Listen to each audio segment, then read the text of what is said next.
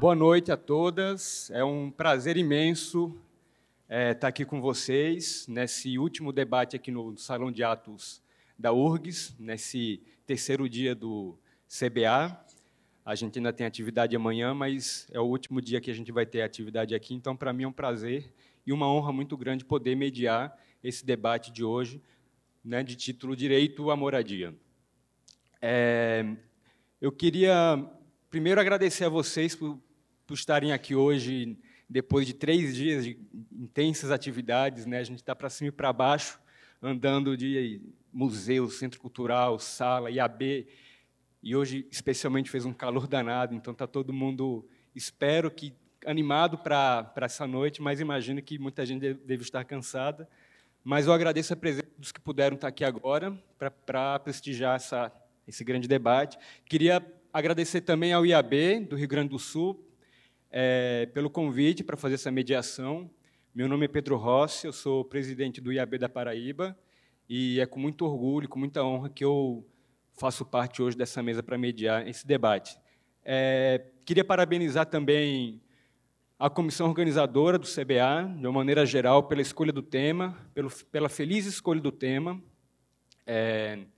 Acredito que falar hoje sobre espaço e democracia é um pouco óbvio, né? Mas parece que a gente está em momentos que a gente tem que repetir e defender o óbvio, mas, para a gente nunca esquecer, a gente precisa lembrar sempre. E eu acho que todo congresso hoje, toda atividade, seja ela cultural, científica, que venha promover o debate sobre a promoção da ciência, da tecnologia, seja ela organizada por estudantes, seja ela organizada por profissionais. Hoje, qualquer tipo de atividade como essa que a gente está vivenciando é um ato, é uma manifestação em defesa da democracia. Então, a gente sabe que muita gente aqui hoje está sem bolsa, né, está minguando aí para conseguir terminar os seus mestrados, seus doutorados. Alguns professores também têm tido dificuldade com suas pesquisas. A universidade, de uma maneira geral, no Brasil, tem passado por uma grande dificuldade. Eu, como professor, também tenho tido dificuldade. Então, muita gente que está aqui hoje tem conseguido dar muito mais do que o normal para estar participando desse evento. Então, a gente tem que fazer um coro e agradecer pela disponibilidade de todo mundo. E eu acho que eu estava ontem num debate sobre o BR, junto com o BR Cidades, e a gente estava falando um pouco sobre isso, né, que como é importante esses espaços, né, para a gente continuar debatendo sobre, enfim, os temas que a gente está discutindo aqui.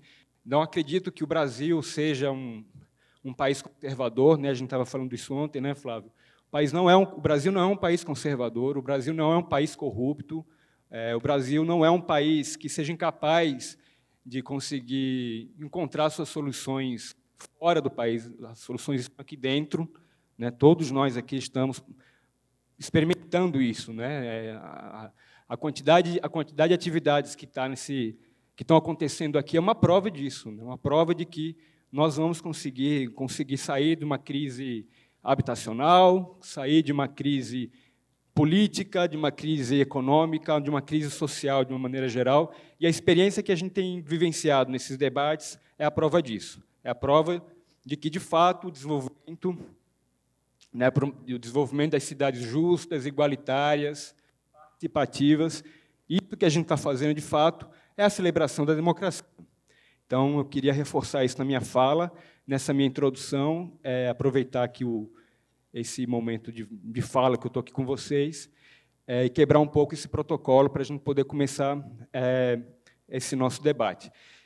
Bom, o debate de hoje é sobre moradia, e eu também não poderia deixar de fazer uma fala e dedicar essa noite a mulheres muito importantes para a luta, né, em defesa da moradia social, contra esse déficit habitacional, enfim, que são pessoas que geralmente não estão em espaços como esse, e muitas vezes estão, mas eu queria fazer reforço e queria lembrar de alguns nomes.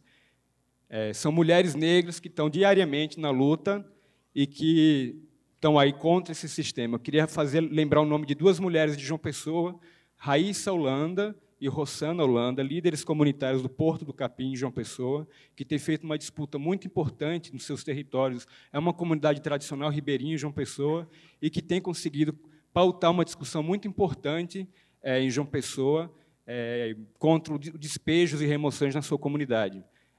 Também queria lembrar o nome de Tainá de Paula, nossa colega arquiteta e urbanista do Rio de Janeiro, coordenadora do Núcleo BR Cidades, no Rio de Janeiro, e que também faz um trabalho muito importante com relação à questão da habitação, com relação à questão da moradia, e é uma pessoa importantíssima, como ela mesma fala, para a gente poder começar a reconstruir as nossas utopias. Então, queria relembrar o nome dela também. Queria lembrar também o nome de Preta Ferreira, que foi liberada com habeas corpus ontem, né, e também de Carmen da Silva Ferreira, duas mulheres também muito importantes que têm travado uma luta fundamental contra a criminalização dos movimentos sociais de luta por moradia. Queria também fazer coro em relação a esses dois nomes. E, por último, e talvez mais importante em função do que aconteceu com essa pessoa, 576 dias sem Marielle Franco. Então, eu queria hastear aqui essa bandeira.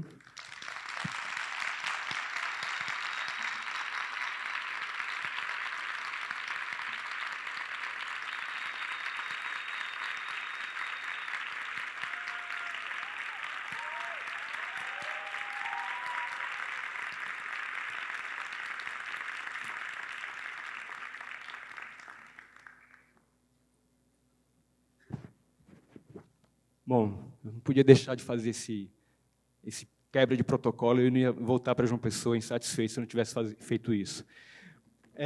Bom, eu agora vou introduzir a mesa, os convidados da nossa mesa. É um debate que vai ter uma sequência com uma situação do que está acontecendo hoje no país, com algumas informações, uns dados sobre a situação habitacional no país, no Brasil. Vamos ter também uma fala sobre as questões de regularização fundiária, as questões da legislação, também de um desmonte, né, dos conselhos, da desregulamentação profissional, que passa pela questão habitacional também.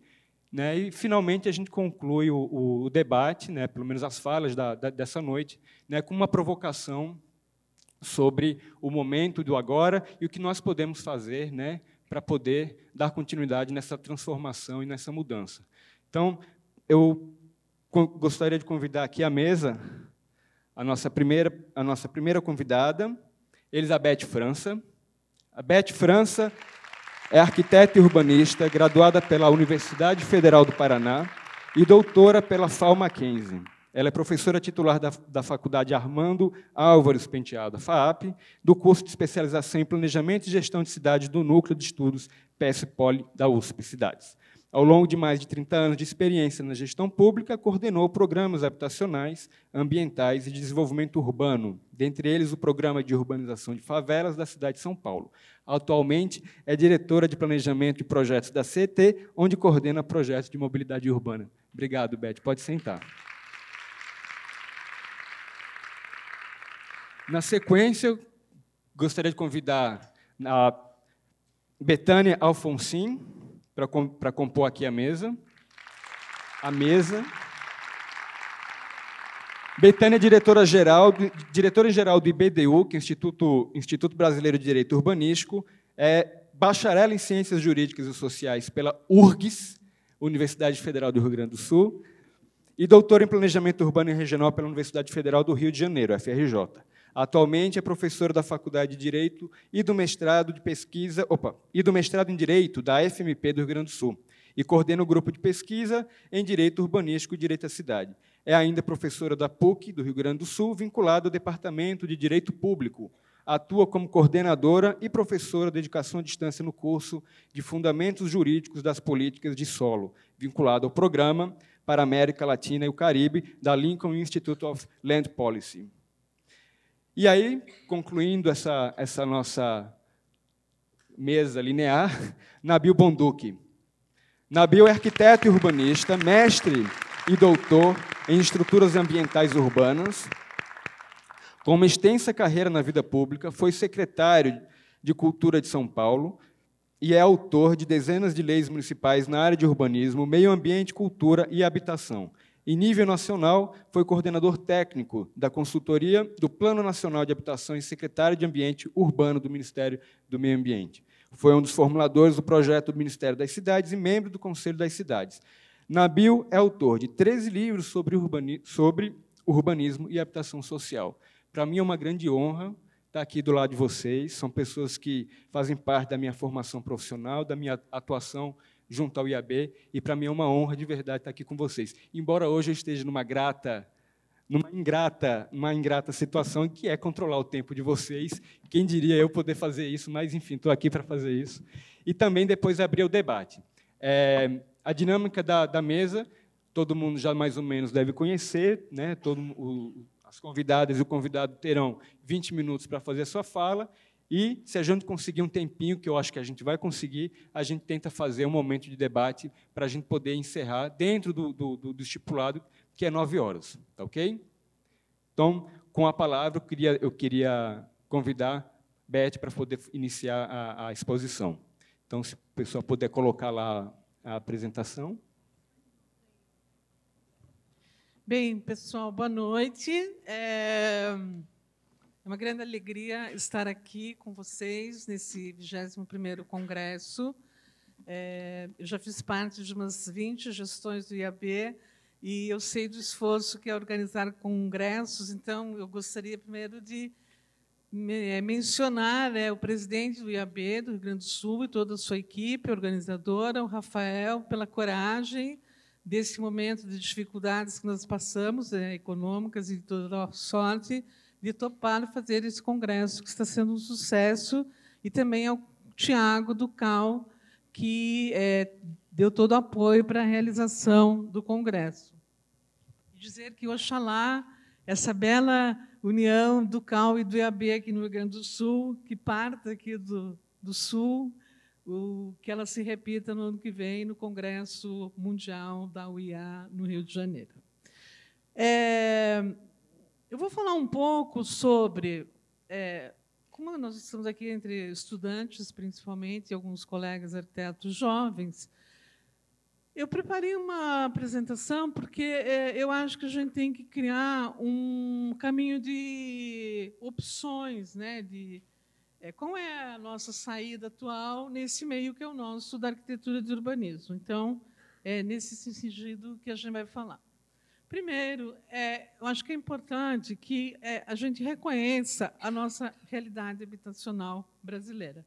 Tem muito arquiteto que parece que e urbanista que vivem dentro de uma bolha e que, portanto, certos problemas que a gente enfrenta não são problemas que, às vezes, a categoria tenta trabalhar. Esse é o censo do CAL, de 2015, que foi, naquele ano, foi pesquisado quem fez construção ou reforma na sua casa.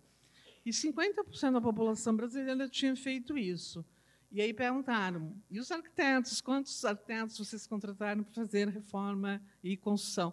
Apenas 15%. Ou seja, a nossa profissão, cuja missão é construir o espaço brasileiro, não atende 85% da população. Então, já começa a coisa errada por aí, e que a gente espera que vocês revertam isso. E aí a gente vê essas cenas, né, do dia a dia da construção dos bairros precários. Isso é uma matéria recente da Folha, da Veja São Paulo, de como que a arquitetura e o urbanismo, sem arquitetos e urbanismo, andam nas nossas cidades, né? Construções sem engenharia e arquitetura. E aí, para reforçar, os nossos números são dramáticos, né? A gente tem um parque de 70% construído, desde que Pedro Álvares Cabral chegou lá na Bahia, que não tem a presença do governo. As pessoas autoconstroem, financiam com seus recursos próprios. O censo de 2010 diz que 13 milhões de pessoas vivem em assentamentos precários, o que não é verdade, e provavelmente a gente vai ter uma surpresa no censo de 2020, se ele for realizado, porque porque 100 milhões de brasileiros não têm coleta de esgoto nas suas casas.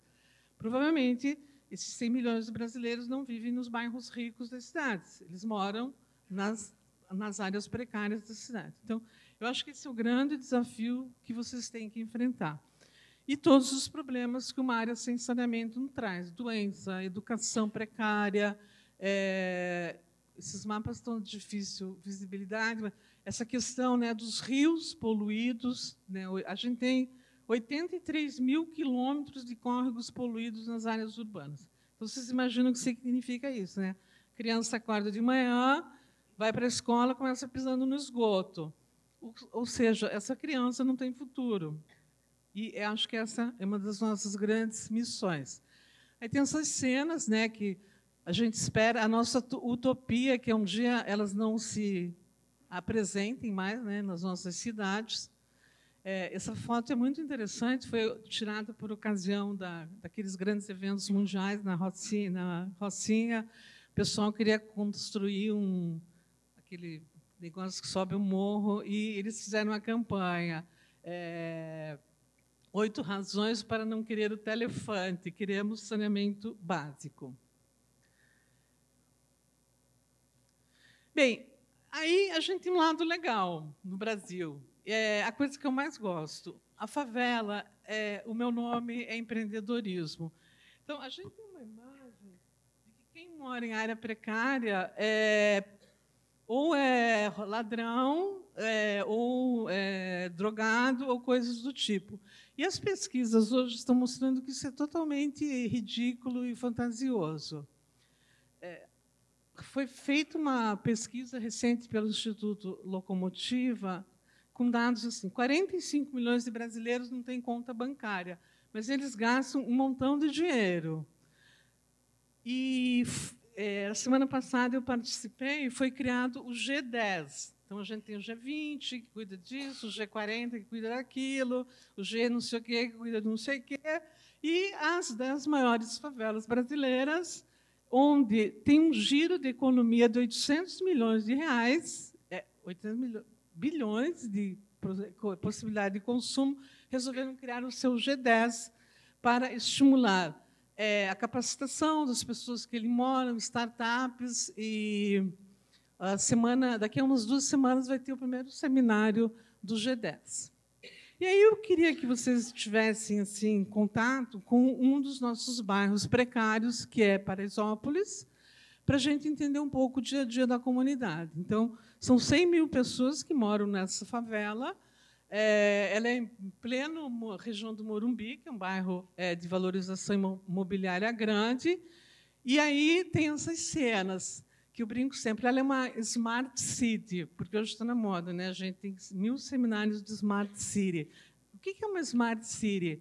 É uma cidade densa, com pouca locomoção, onde se usa pouco carro e não polui o ambiente. Isso é Paraisópolis. São 10 mil quilômetros, 10 mil comércios que existem na região. Eu brinquei, 300 salões de beleza.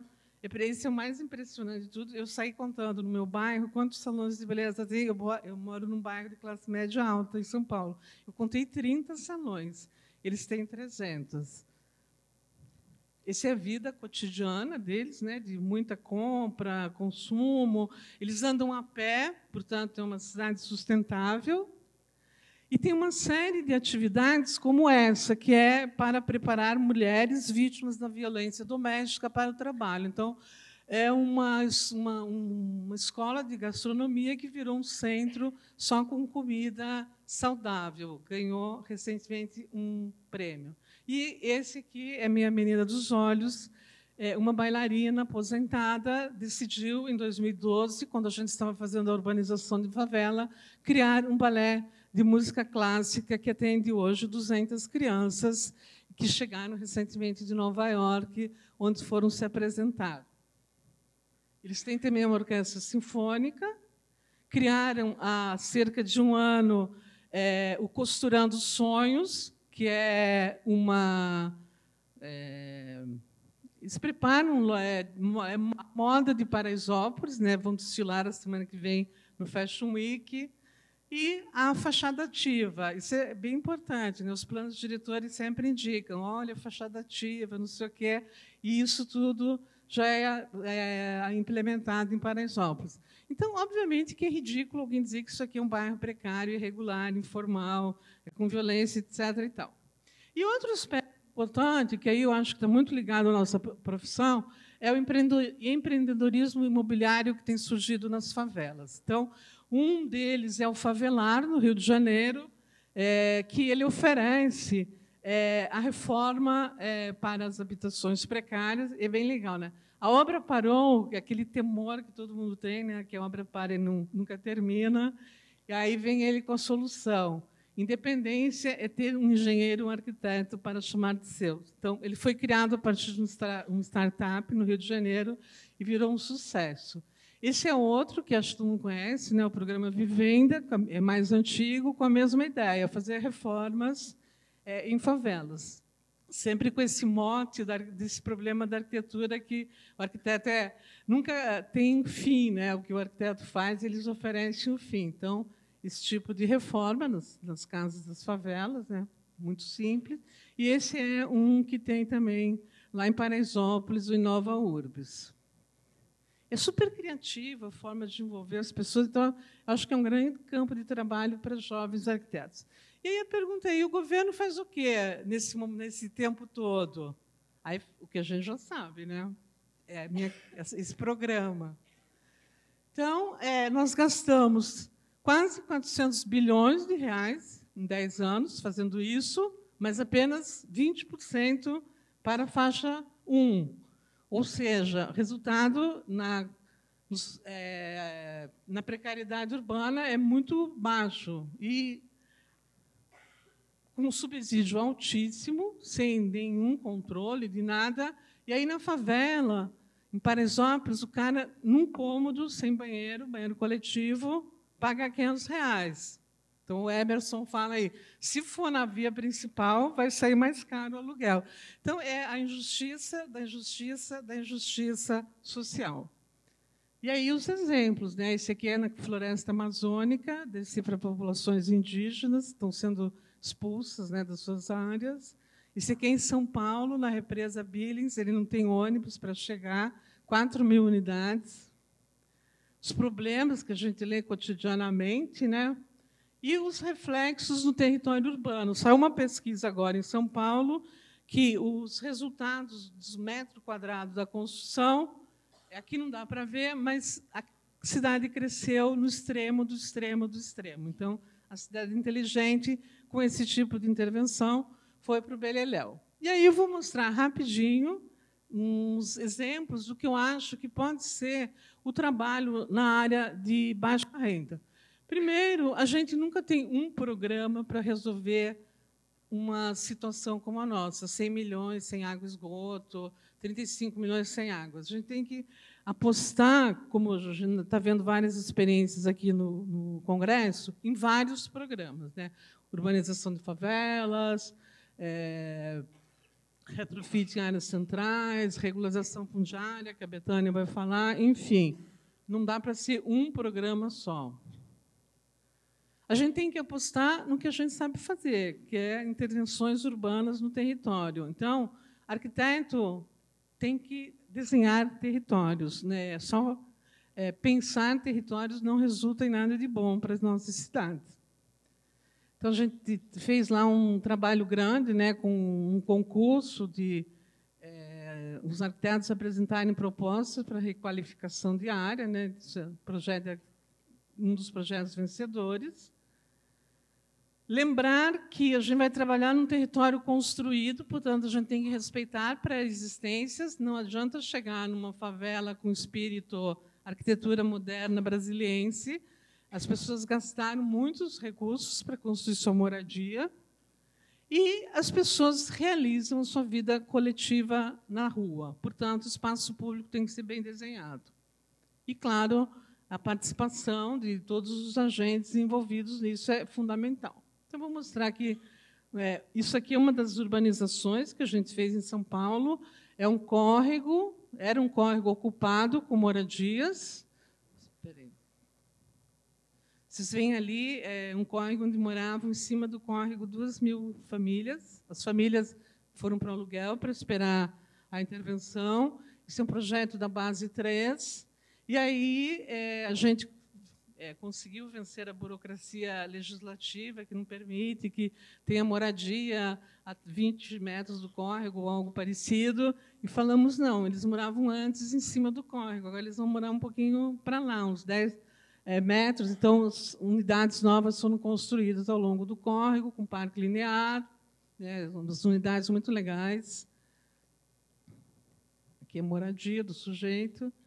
Isso aqui é um exemplo que é super conhecido, o Cantinho do Céu, porque ele é feito numa região que tem uma legislação especial de preservação do meio ambiente e que não permite nada, nem que as pessoas morem, mas como elas moram, a gente tem que fazer alguma coisa. Então, a gente vê o crescimento, né, muito grande em pouco tempo, né, são 10.000 famílias que moram no Cantinho do Céu.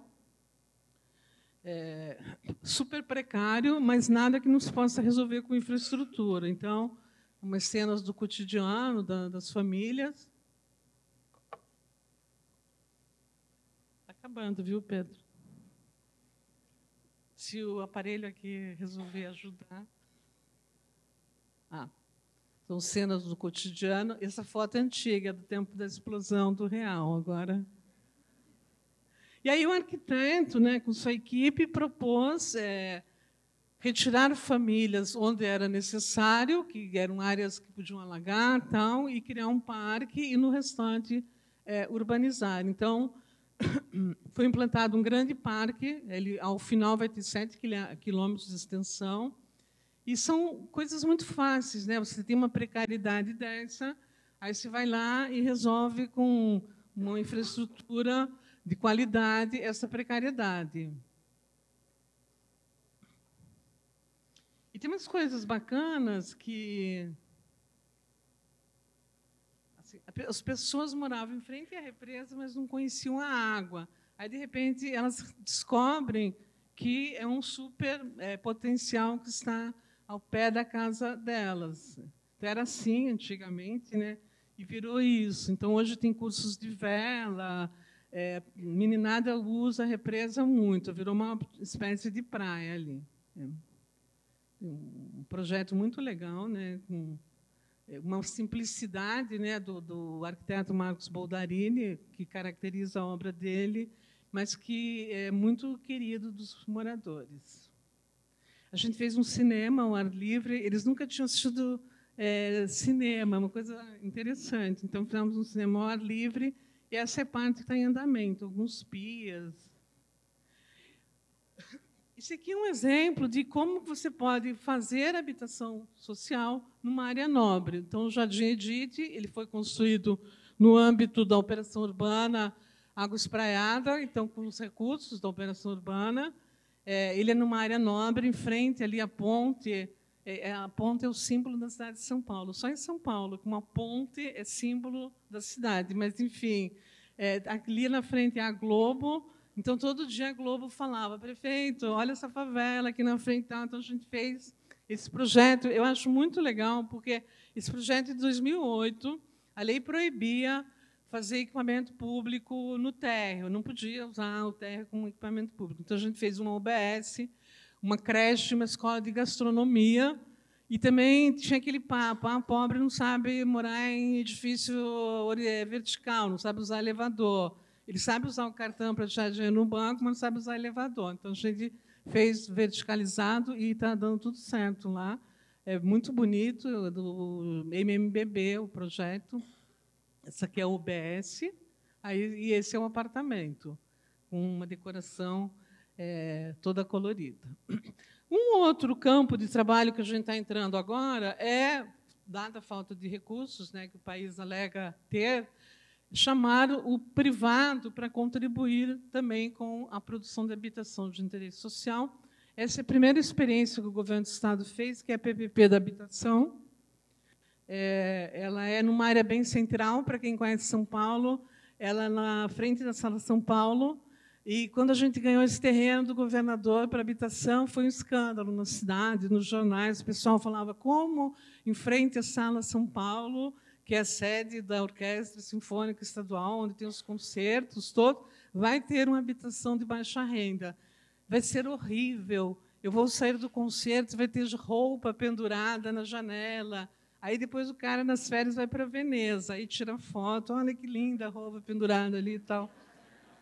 Mas enfim, a gente vai superando, né, esses mitos falsos. Então, esse é o conjunto. Ele tem 1.100 né, HS e 72 HMP, uma escola de música e comércio e a praça. E ele já está quase que todo implantado.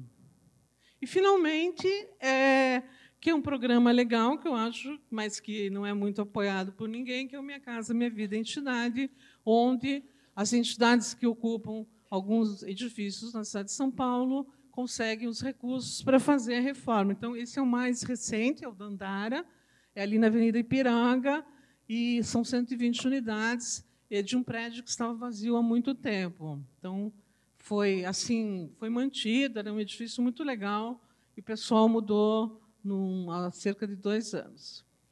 Então, para finalizar e ficar em contato aqui com o tema, né, o que é o espaço e democracia e direito à cidade, e eu achei legal trazer uma entrevista que eu li do Melguizo, que foi secretário em Medellín durante 2 gestões. E ele diz o seguinte: para a gente transformar a cidade, a gente precisa ter um profundo conhecimento do território.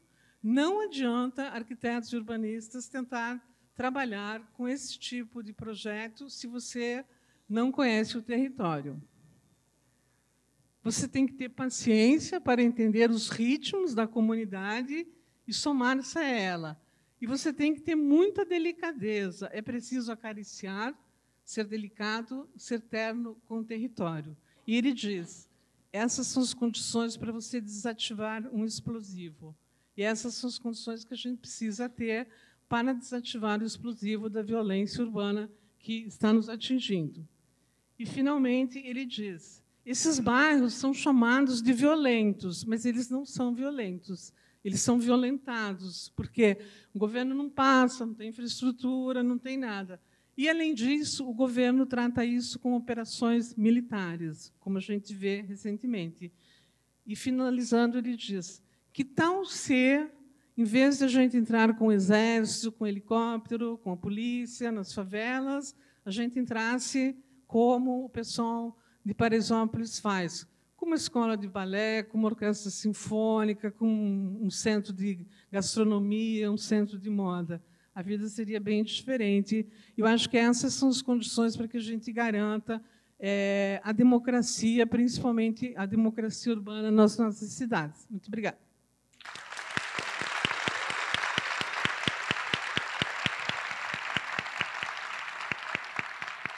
Obrigado, Beth. Você ficou na margem de erro de 2 para cima, está tudo certo. Obrigado. Então, eu convido a Betânia Foncinha agora para dar continuidade nessa fala. Também fique à vontade nos seus 20 minutos, eu vou ficar calado se passar, não se preocupe, não. Boa noite a todas e todos. Eu queria, em primeiro lugar, agradecer pelo convite para falar nesse Congresso Brasileiro de Arquitetos e Arquitetas. Falar aqui nesse espaço, numa universidade pública, nesse momento, eu acho que para todos nós, né, uma celebração justamente dessa possibilidade no Brasil e que nós queremos que continue existindo, resistindo, né? E também gostaria de parabenizar o IAB, né, pela realização do Congresso, os IABs de todo o Brasil. Eu queria agradecer ao Rafael Passos pelo convite, dizer para o Nabil e para a Beth que é um prazer estar aqui com eles, né, falando aqui nesse grande debate, fazer uma saudação a todos vocês e, desde já, comentar que a minha palestra não tem figurinhas lindas como as da Beth, porque eu venho de um lugar de fala que é da área do direito urbanístico, e a reflexão que eu me propus a fazer hoje aqui com vocês diz respeito ao que está acontecendo com o marco legal brasileiro a respeito da política urbana. Você pode colocar para nós a apresentação? Já está aí. Obrigada. Obrigada. Então, assim, gente, nós vamos falar um pouco sobre a questão do direito à moradia, mas pensando no que aconteceu com o nosso marco legal. Muitas das pessoas que estão aqui presentes hoje nesse congresso, né, participaram do processo de construção, no período democrático, do nosso marco legal. Né?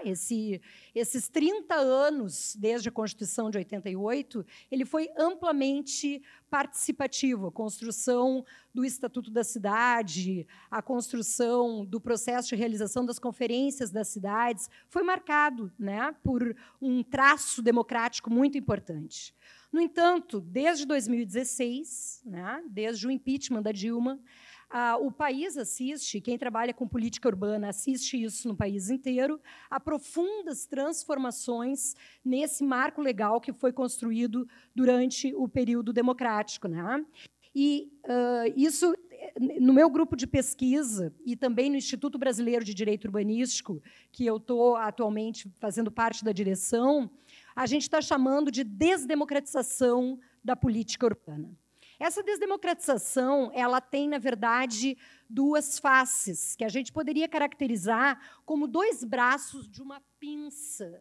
Né? Dois braços de uma pinça, um movimento em pinça sobre a política urbana, que, em uma parte, é desdemocratização e, em outra parte, é uma descaracterização dessa política urbana, tal como ela foi concebida na Constituição Federal. Desdemocratização, aqui, nós estamos usando um conceito que é de um norte-americano chamado Charles Tilley, um cientista político, que fala que a desdemocratização é um processo onde a gente observa um movimento líquido na direção de consultas mais estreitas, mais desiguais, menos protegidas e menos vinculantes entre os governos e a cidadania. Eu vou, assim, gente, para não parecer que é uma filosofia ou que é uma opinião, nós vamos trabalhar aqui com alguns indicadores. Né? Indicadores do período democrático, o que a gente poderia identificar como esse marco legal e a construção democrática que foi feita nesse período de 30 anos, e indicadores da desdemocratização. Eu acho que a gente pode marcar, né, o início desse processo de construção mais consistente desse marco legal com a promulgação do Estatuto da Cidade. Nós temos como indicador também a criação de um órgão na administração pública federal para fazer uma interlocução com os municípios em relação à sua política urbana, que foi o Ministério das Cidades. O Conselho Nacional das Cidades também pode ser considerado um indicador importante de democratização dessa política urbana, articulado ao processo de realização das conferências das cidades, tanto as conferências nacionais, mas, na verdade, era um processo muito capilarizado no Brasil, que passava pelos municípios e pelos estados, envolvendo um conjunto de sujeitos coletivos que, no Brasil, atuam nessa área. E também a gente pode situar, né, em 2009, com a Lei 11.977, a promulgação, junto, né, com o marco legal do programa Minha Casa Minha Vida, na Lei 11.977, de um título importante sobre regularização fundiária, que desde a Constituição de 88 foi uma política pública muito importante para lidar com os processos de produção irregular de cidade, que foram muito bem aqui apresentados e caracterizados pela Beth na fala que me antecedeu. Que indicadores nós teríamos do período de desdemocratização? Eu vou falar um pouquinho mais profundamente sobre eles, mas, desde já, lhes comento o seguinte. Um economista chamado Márcio Postman, ele faz uma fala que é muito contundente, me impressionou muito, e ele diz o seguinte, é uma citação, né? Ele diz assim, ó, nós não estamos vivendo um período de mudanças, nós estamos vivendo uma mudança de período. E ele conclui isso dizendo assim, ó, a nova república acabou. Né? Ou seja, todo aquele processo que começou com a Constituição de 88 teria tido realmente, nesse período, né, uma ruptura, né? A gente teria vivido um processo de ruptura. E eu, assim, procurei fazer uma pesquisa que identificasse indicadores, né, desse processo de desdemocratização no Brasil. E encontrei nessa investigação com os meus companheiros de pesquisa, né, os meus alunos orientandos, enfim, orientandas. Primeiro, gente, uma medida provisória que é do porte, né, da reforma trabalhista, da reforma da Previdência, da emenda constitucional 95, que congelou gastos com políticas públicas no Brasil, que é a reforma do marco legal da terra no Brasil. A medida provisória 759 já foi convertida em lei, é uma lei 13465 e mexeu com todo o marco legal da terra no país, a gente vai falar sobre isso. Também a extinção do Ministério das Cidades, a extinção do Conselho das Cidades, todo o processo de realização das conferências das cidades, que também está interrompido no país, e, finalmente, uma emenda constitucional que altera profundamente o capítulo da política urbana no país. Como este painel, embora o tema geral do Congresso seja espaço e democracia, esse é um painel sobre direito à moradia, eu queria falar um pouco sobre essa Lei 13465 e os impactos que ela tem sobre o exercício do direito à moradia no país, né? Essa legislação, ela impacta diretamente o direito à moradia, o direito à cidade no país e, na verdade, acaba abandonando esses como os objetivos centrais da política urbana no país e, muito especialmente, das políticas de regularização fundiária. Por exemplo, toda a dimensão, né, desses processos de regularização fundiária que envolvia a urbanização desses territórios, ela é claramente secundarizada nessa legislação.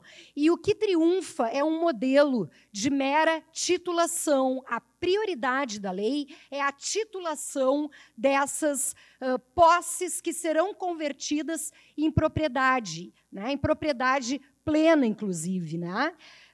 Portanto, o que a gente percebe é que há um objetivo muito claro de direcionar esses processos para uma distribuição massiva de títulos de propriedade no país. O que pode parecer, num primeiro momento, muito interessante, pode também acabar servindo para trazer para um mercado imobiliário formal um conjunto de pessoas que no Brasil estão hoje vivendo numa situação de posse, né? Populações tradicionais, populações indígenas, ribeirinhas, quilombolas e, nas cidades, as pessoas que vivem em favelas.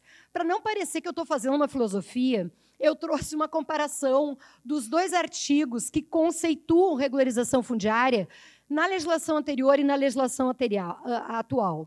Na legislação anterior, o objetivo da regularização fundiária seria garantir o direito social à moradia, o pleno desenvolvimento das funções sociais da propriedade urbana e o direito ao meio ambiente ecologicamente equilibrado.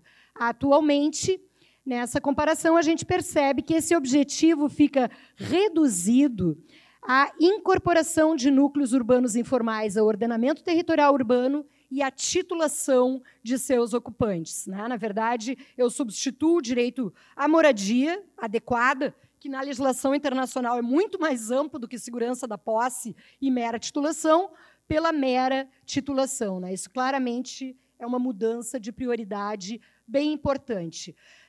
Eu chamo a atenção desses dois artigos porque fica claro que os objetivos são distintos, né? Ambas falam sobre regularização fundiária urbana, mas a ênfase é completamente diferente, né? Enquanto em um primeiro modelo a gente priorizava as funções sociais da cidade e a função social da propriedade em direção, né, a atingir, enfim, o pleno atendimento do direito humano à moradia adequada e ao direito à cidade, o que a gente nota agora é a substituição por um modelo que prioriza o direito à propriedade e que pode perfeitamente significar no Brasil um processo de transferência de ativos dos mais pobres para os mais ricos. né? Com um título de propriedade, é bastante fácil promover um processo de despossessão, por exemplo, dessas populações de menor renda. Uma outra preocupação diz respeito à participação popular, que era uma ênfase no modelo anterior e que é claramente abandonada. Não há menções nessa nova lei sobre como essas populações vão participar desses processos de tomada de decisão sobre a regularização fundiária. Finalmente, nós temos uma questão que é bastante preocupante, que é um descolamento completo das políticas de regularização fundiária em relação ao plano diretor. Né? Um abandono do plano diretor como uma referência importante. Por exemplo, as zonas especiais de interesse social, uma figura de zoneamento que era importante na legislação anterior e que tem, na verdade, gente, um papel muito importante na defesa, né, desses territórios regularizados, com a valorização que eles experimentam a partir dos processos de urbanização em relação ao mercado imobiliário. A ZEIS é o planejamento urbano dizendo aqui é uma área para moradia de interesse social. Quando você retira isso, você está, na verdade, desprotegendo essas populações de uma forma muito clara. Na legislação anterior, quando se definia, né, a regularização fundiária de interesse social, havia uma menção ao gravame de ZEIS. Né? Ou seja, eu vou ter a regularização fundiária, nesses casos,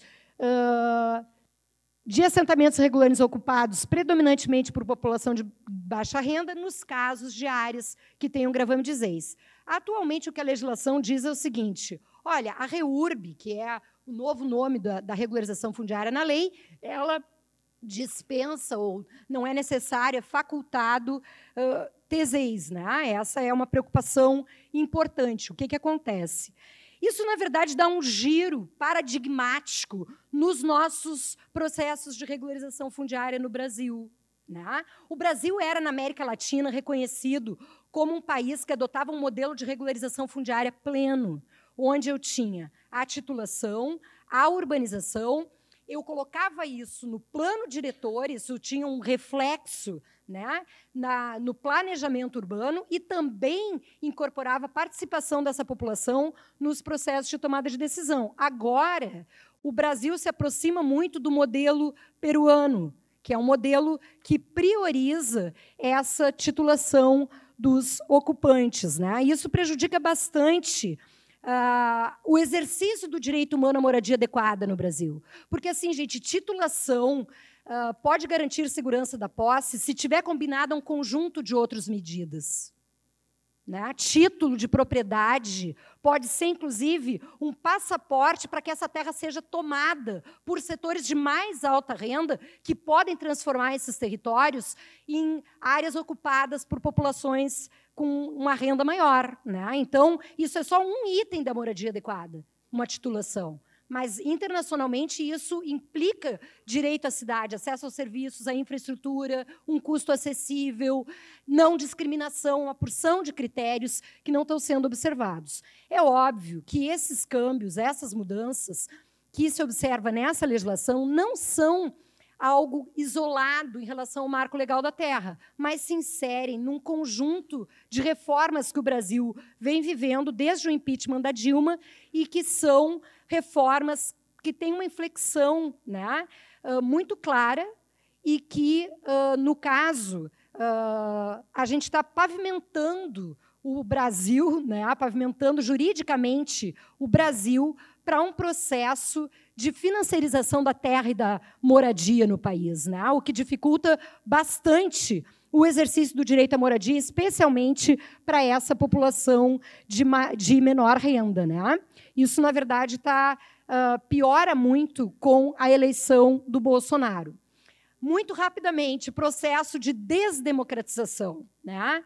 A gente teve, no governo Lula, a criação do Conselho das Cidades. Né? Esse Conselho das Cidades é criado em 2006 e era responsável por propor uma série de diretrizes para as políticas de desenvolvimento urbano, e isso, na verdade, dialogava com as resoluções das conferências, né, das cidades e da Conferência Nacional das Cidades. Uma das competências do Concidades era convocar as conferências. Tá? Isso lá no governo Lula. No governo Temer, a gente tem um decreto que desloca essa competência de convocar a Conferência das Cidades do Conselho para o Ministério das Cidades. Tá? Então, há um deslocamento para o Ministério das Cidades.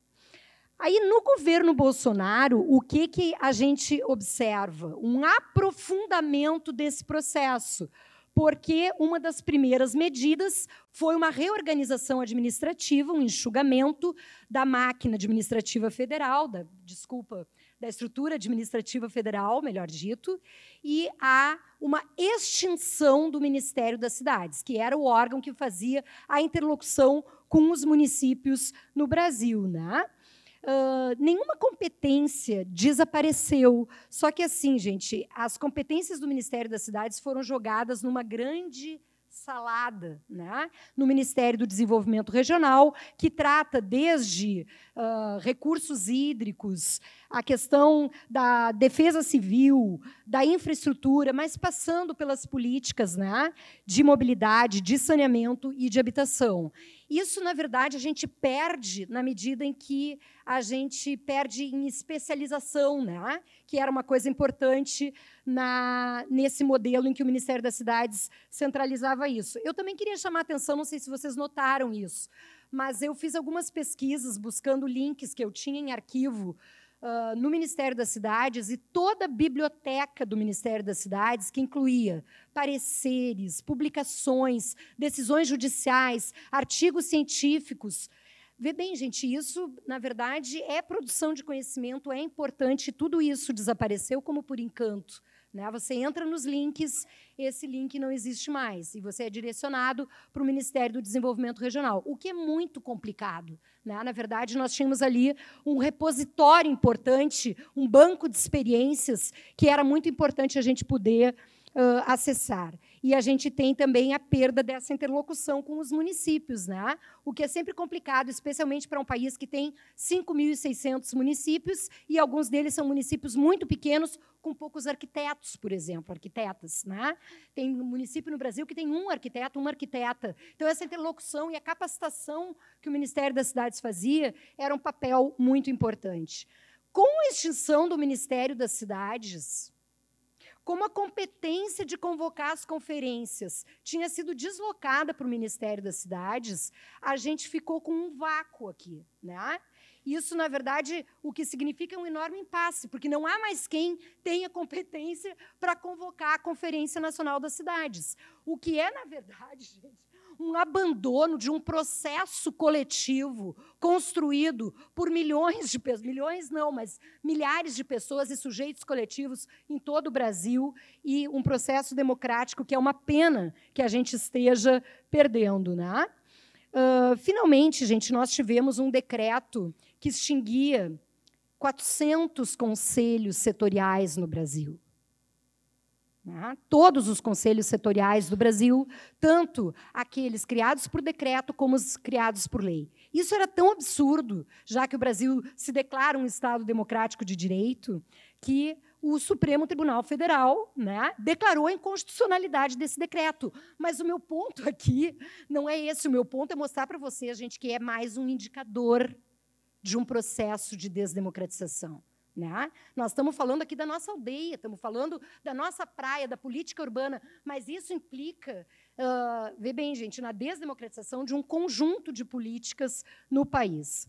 Finalmente, eu queria apontar um último indicador bastante preocupante. Na verdade, assim, gente, esse é assustador. Né? E eu confesso para vocês que eu participei ativamente desse processo. Eu era estudante de Direito quando estavam elaborando a Constituição de 88. E assinei a Emenda Popular da Reforma Urbana, o Nabil deve ter assinado, a Beth deve ter assinado, né? Várias pessoas que estão aqui assinaram.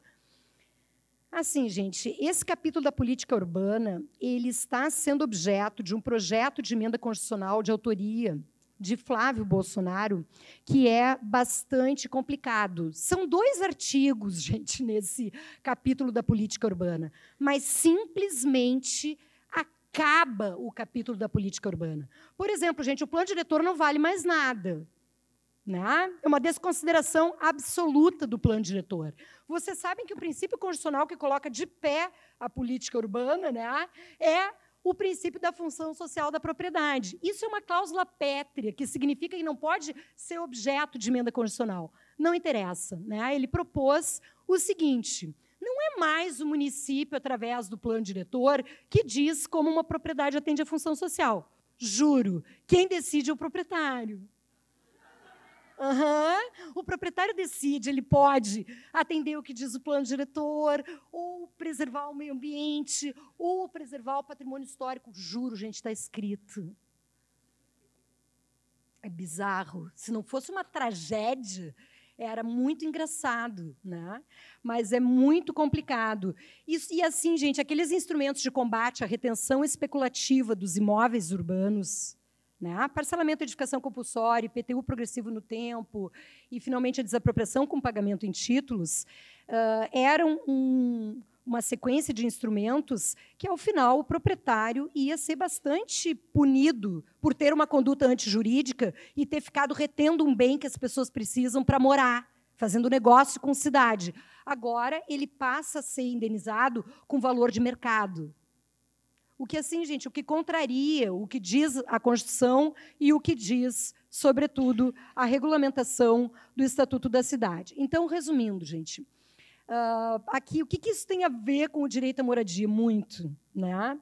Assim, gente, o Brasil está desmontando a política urbana que foi construída nesse período democrático, violando bastante o direito à cidade e o direito à moradia, desespecializando os órgãos públicos que são responsáveis pelas cidades.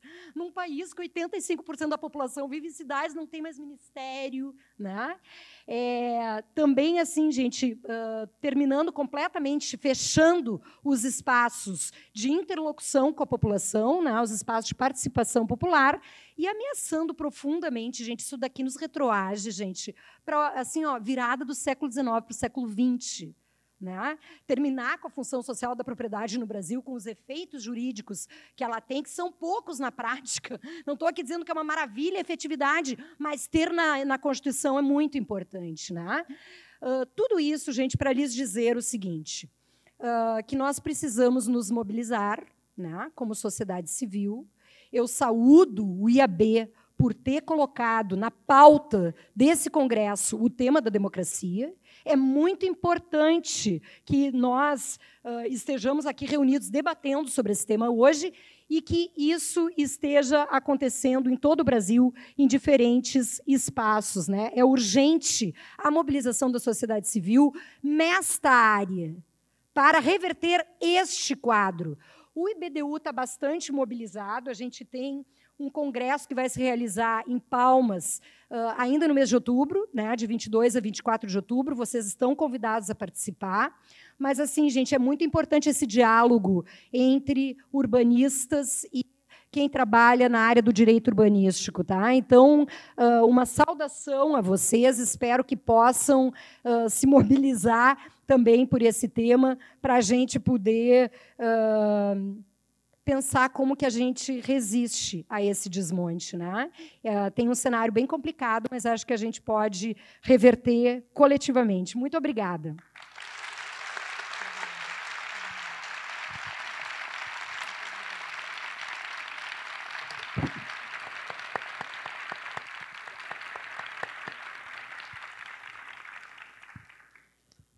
Bom, obrigado, Betânia. Vamos dar continuidade aqui à última fala. Nabi, fique à vontade. Bom, boa noite para todas, para todos. É um prazer estar aqui com vocês. Queria agradecer o IAB, cumprimentar o IAB do Rio Grande do Sul por ter realizado esse belíssimo seminário, aliás, congresso. E cumprimentar também a Beth, o Pedro, a Betânia. É um prazer estar nessa mesa. E eu vou começar do final da fala de Betânia, né? Porque eu acho que nós temos, nesse momento, que olhar para frente e olhar que nós estamos aqui não necessariamente com tudo o que a Bethânia falou, consolidado. Né? Na verdade, né, eu acho que nós temos que ter claro que esse processo que vem vindo nos últimos anos, ele está em curso e ele pode ser interrompido pela nossa ação. Né? Eu podia aqui apresentar para vocês um pouco, né, o que está nesse livro aqui que eu trouxe. Vou deixar aqui um com o IAB e com a universidade, né, depois quem quiser a gente pode juntar, que é a luta pela reforma urbana no Brasil, que pega um histórico que começa lá em 63, né, no primeiro seminário de habitação e reforma urbana, que foi promovido pelo IAB, e que representava naquele momento a luta pelas reformas de base, pela reforma urbana no governo do João Goulart, e que atravessa, então, esses 60 anos, quase, né, 50 e tantos anos, passando aí por muito que a Bethânia falou aqui, né, a luta pelos instrumentos de reforma urbana, por garantir a função social da propriedade, por garantir o direito à habitação na Constituinte. Eu participei desse processo, aliás, acompanhei esse processo, primeiro como pesquisador, né, e depois como interlocutor. Né? Na verdade, eu não só assinei a emenda, né, mas eu escrevi a emenda.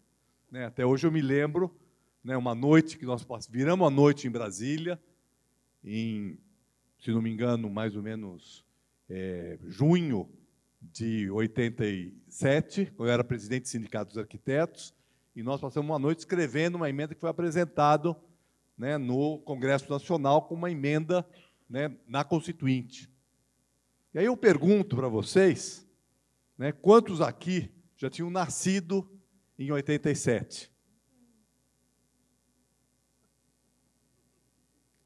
Uma minoria dos que estão aqui, certo? E a situação que nós vivíamos em 87, do ponto de vista da legislação, era muito aquém daquilo que nós temos hoje. Nós não tínhamos as experiências que a Beth mostrou. E a gente poderia aqui mostrar muitas outras experiências. Hoje o Gilson mostrou que há várias experiências feitas nos últimos 4 anos, né, no Distrito Federal.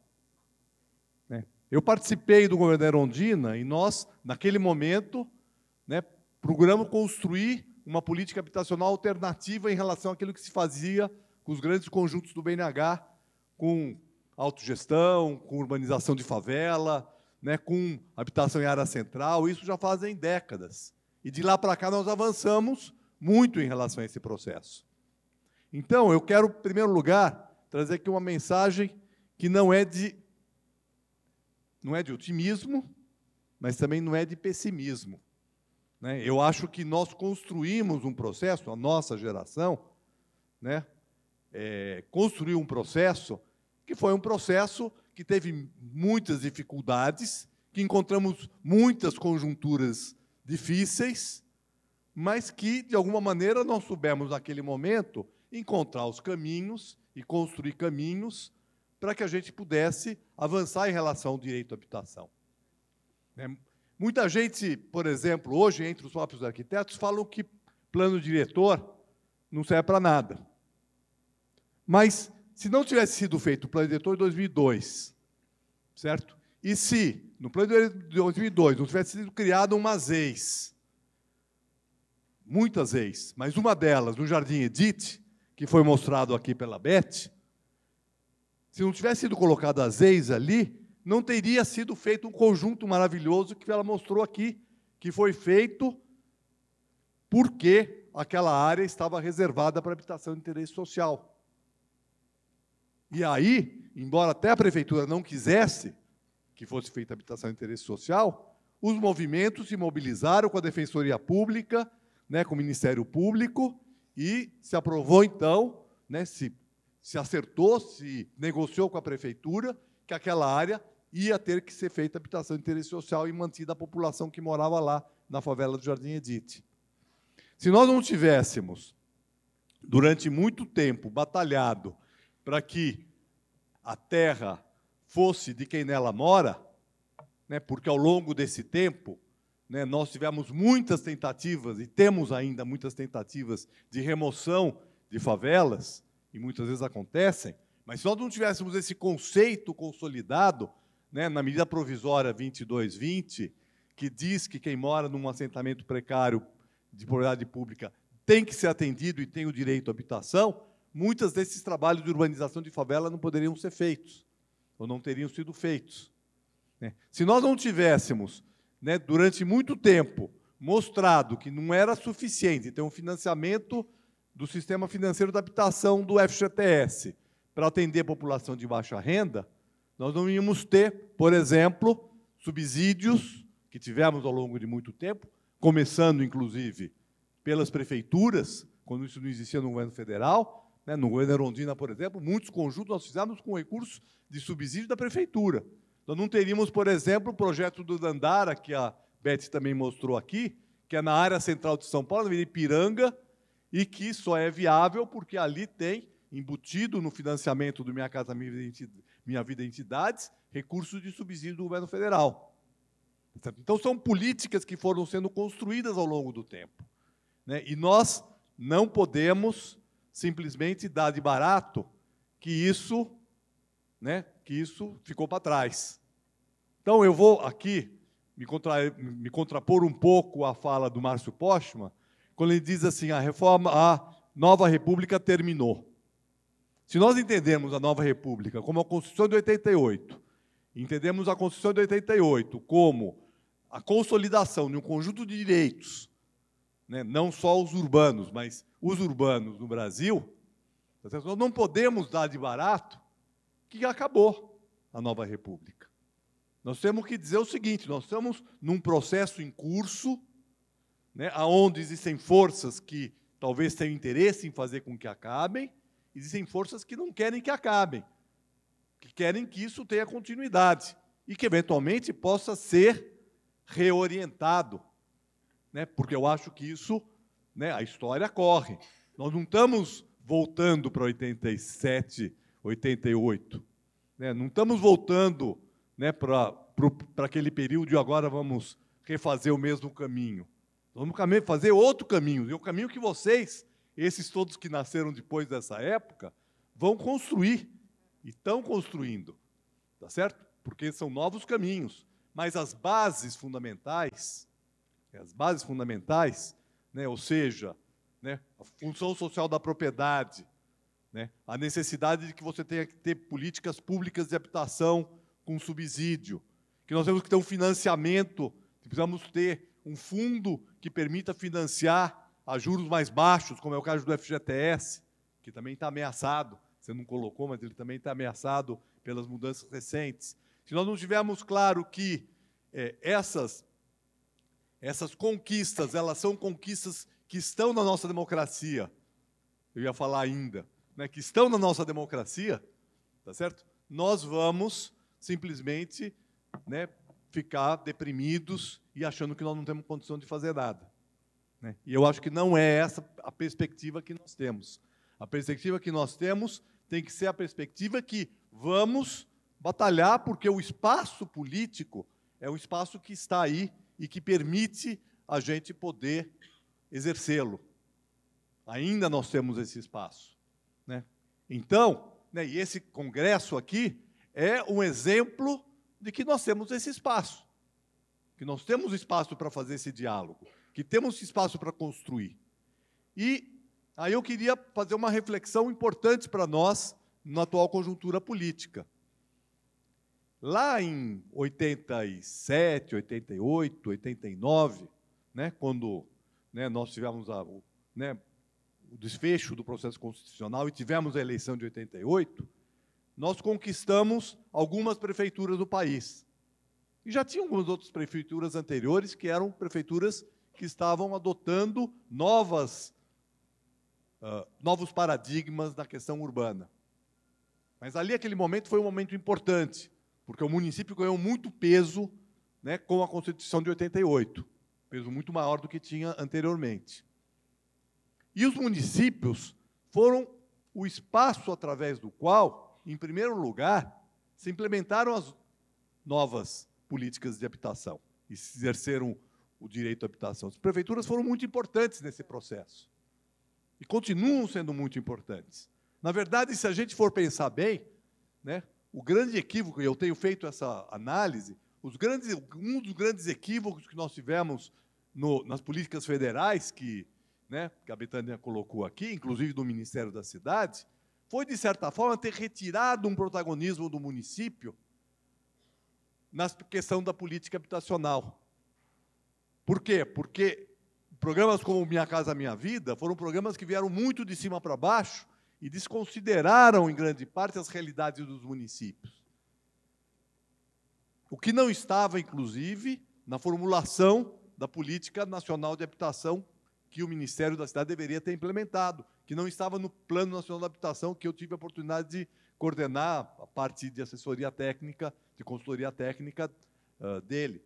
Porque ali estava colocado a ideia de transferência de recursos do governo federal para o município implementar um plano municipal de habitação, para poder colocar em prática aquilo que é o mais específico do município, combinando, como a Beth colocou aqui, as várias possibilidades de programas habitacionais.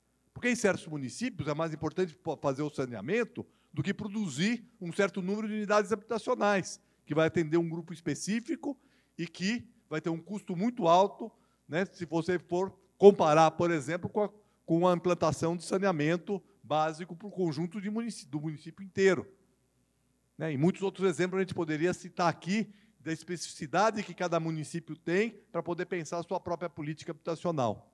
E nós temos uma oportunidade concreta, no ano que vem, de poder exercer a nossa cidadania exatamente fazendo essa discussão e ocupando o espaço dos municípios, que é fundamental para a questão dos arquitetos e dos urbanistas. Porque é exatamente no município aonde a gente pode exercer o nosso trabalho de maneira mais plena. Claro que é importante a gente ter as políticas nacionais, que hoje estão, de certa forma, travadas, por várias razões. E as principais, eu acho que a Betânia já colocou. Mas no espaço do município existe possibilidade de se fazer muita coisa. Quando nós fizemos, por exemplo, o programa de habitação durante o governo da Erundina, que eu coordenei toda a área de habitação popular, na época, aquilo que não era grandes conjuntos feitos pelo sistema financeiro da habitação, nós não tínhamos recurso do governo federal nem do governo estadual. E fizemos um programa massivo de habitação, contando com participação, por exemplo, dos movimentos organizados nos mutirões autogeridos, trabalhando com urbanização de favela, a custos unitários por família atendida muito inferiores àqueles que foram realizados, por exemplo, no programa Minha Casa Minha Vida, contando muitas vezes com a participação dos movimentos e das associações organizadas para poder contribuir no enfrentamento desse problema. Construindo os primeiros conselhos, que, aliás, nem eram conselhos, porque a gente não conseguia aprovar nada na Câmara, porque o governo da Erundina nunca teve maioria na Câmara, portanto, não conseguimos aprovar conselhos, mas criando fóruns de participação popular que discutiam o orçamento. Então, o que eu estou querendo dizer aqui é que nós temos que ocupar esse espaço do município, nós temos que ocupar esse espaço que os arquitetos e os urbanistas precisam ter nas cidades para que possam efetivamente transformá-las. O Artigas, há muitas e muitas décadas atrás, quando começou essa expansão de faculdades particulares de arquitetura, disse que isso era muito bom, porque enquanto os arquitetos não fossem uma massa muito grande de pessoas, nós não íamos ter condição de intervir efetivamente nas cidades. Se nós fôssemos uma pequena elite, como nós éramos há 40 anos atrás, antes da expansão que nós tivemos no ensino superior, a nossa capacidade de interferir é muito pequena. Hoje é o contrário. Hoje nós estamos no país todo, nós somos muitos, como a gente vê, inclusive, nesses encontros que são encontros de estudantes ou encontros de arquitetos. Então, hoje a nossa possibilidade de intervir é muito grande, e nós precisamos nos conscientizar de que nós não podemos deixar de lado o exercício da política. Eu tive uma experiência de certa forma, fui privilegiado desse ponto de vista, de, ao mesmo tempo de ser um pesquisador, um professor, né, na área de arquitetura e urbanismo, ter exercido um mandato legislativo. E acho que toda cidade brasileira precisa ter um arquiteto e urbanista, no mínimo um arquiteto e urbanista, nas câmaras de vereadores. Isso deveria ser uma campanha, né, Pedro, você que é do IAB, né, uma campanha que o IAB, que vai ter um COSU agora, né, hoje, amanhã, vai ter um COSU, o IAB deveria lançar uma campanha de ter um arquiteto e urbanista em cada município brasileiro, né, que pudesse exercer um papel político importante, porque nós não vamos mudar as nossas cidades, não vamos garantir o direito à habitação, se nós apenas fizermos na área técnica. A área técnica é muito importante, e a possibilidade da gente combinar, né, a nossa função técnica, nosso conhecimento técnico, com a nossa capacidade de exercer a ação política, ela é fundamental para poder exercer esse papel. Por exemplo, o fato de eu poder ser o relator do plano diretor em São Paulo e poder ter, ao mesmo tempo, coordenado um processo participativo que incluíram centenas, milhares de pessoas, poder ter, ao mesmo tempo, capacidade de discutir soluções e negociar propostas para poder aprovar posturas avançadas, muitas vezes apoiadas pelos movimentos e pelos grupos que participaram do processo participativo, foi absolutamente fundamental para a gente ter os avanços que nós tivemos no plano diretor de São Paulo. Agora, isso significa ter o exercício, né, da ação política, e não delegá-lo, porque a gente muitas vezes delega para os outros terem essa função. Então, eu acho que nós temos aí um grande desafio para enfrentar no ano que vem, um desafio político, né? Nós temos que fazer frente aos retrocessos que estão colocados e que a Betânia claramente colocou aqui. Nós temos que fazer um trabalho importante de formulação, porque eu acho que os princípios continuam os mesmos da Constituição de 88, mas isso não quer dizer que a nova situação econômica, a nova situação social do país, as mudanças que estão acontecendo no mundo do trabalho, que são muitas, né, no mundo da tecnologia, né, tudo isso que nós estamos vendo, que não temos tempo aqui para desenvolver, tudo isso exige a gente pensar coisas diferentes e novas. Né? Por exemplo, né, a questão do compartilhamento. A questão do compartilhamento, que é da casa, que é do carro, que é da bicicleta, que é do espaço, colocam novas questões em relação ao que nós entendemos por direito à habitação. Certo? Cada sociedade, de acordo com o seu desenvolvimento social, técnico, né, de organização social das famílias ou da organização em torno da mulher, define um tipo diferente do que é habitação. O direito à habitação é um direito consolidado, mas eu não sei se o direito à habitação que a gente coloca hoje, habitação digna, tem o mesmo formato, necessariamente, a mesma configuração física que tinha há 40 anos atrás, onde as famílias se organizavam de um certo jeito diferente, onde a nossa cabeça pensava de um jeito diferente. Né? Por exemplo, durante muito tempo, a nossa legislação disse que toda unidade habitacional tinha que ter uma vaga de garagem. Certo? Isso era uma exigência da legislação.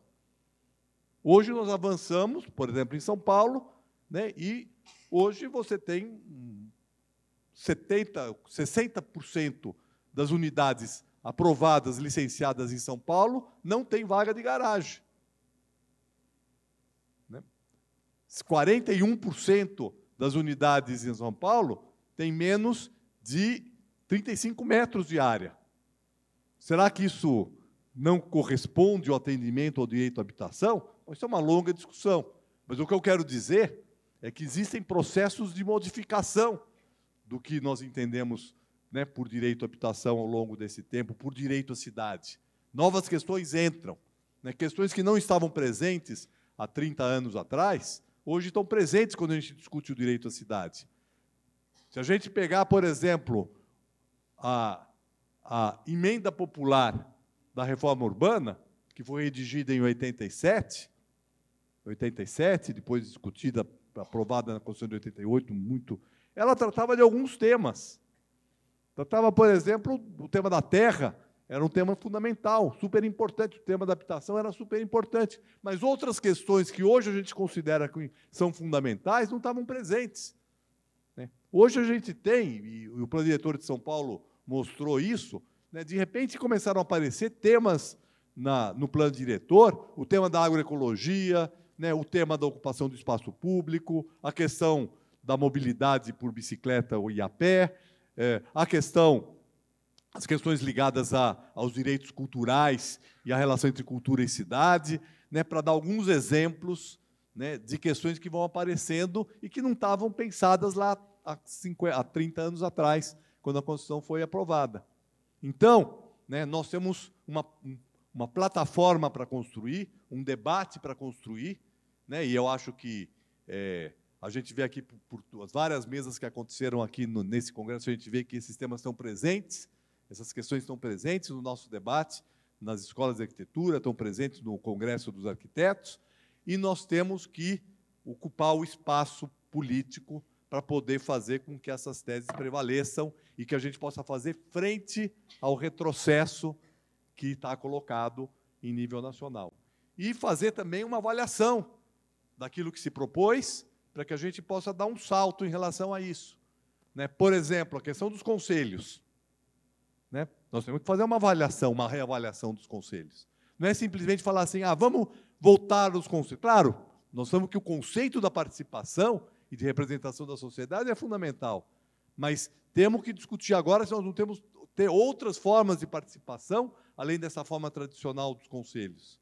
Nós temos que, portanto, ter novas plataformas, precisamos ter plataformas que dialoguem com o conjunto da população, porque nós não podemos ficar numa bolha e nós precisamos ocupar esse espaço. Então, eu acho que esse debate e esse congresso é um exemplo de como nós podemos nos organizar para poder ocupar esse espaço, evitar esse retrocesso e poder ter uma plataforma renovada do direito à cidade, do direito à habitação e de tudo aquilo que permite a gente chegar a uma cidade mais justa, mais sustentável, uma cidade que atenda melhor as pessoas. Obrigado.